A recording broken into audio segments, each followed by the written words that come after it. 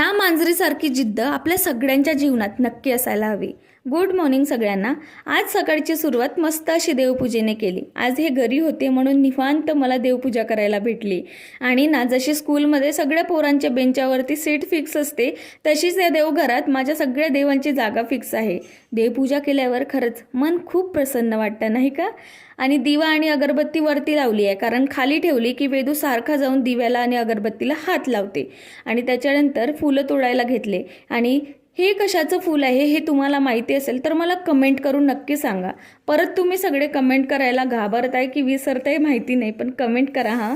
कढी प्यायला तुम्हाला पण आवडतं का? नागपूरच्या लोकांना तर खूप आवडतं, पण सासरी येऊन मी ह्या लोकांना पण कढीची खूप सवय लावली. ह्यांना आता कढी प्यायला खूप आवडते. आता पप्पा घरी आहे म्हटल्यावर पिल्लूची छान अशी मस्ती चालू होती. परत फुलं भेटतात का म्हणून बघायला शेतात गेले, तर ह्या जास्वंदाच्या झाडाला कीड लागली, कशी काय माहीत नाही.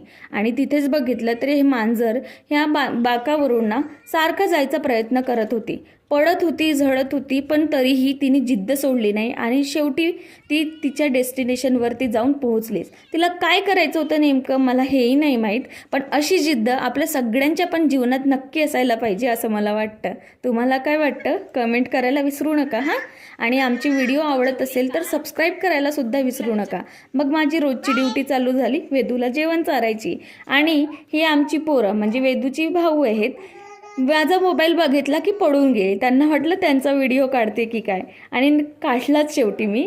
त्याच्यानंतर ही बटाटी भजी आमच्या सासूबाईंच्या फरमाईशवर केली होती. चला, आजचा हा व्लॉग इथेच संपवते. कसा वाटला नक्की मला सांगा कमेंट करून. बाय.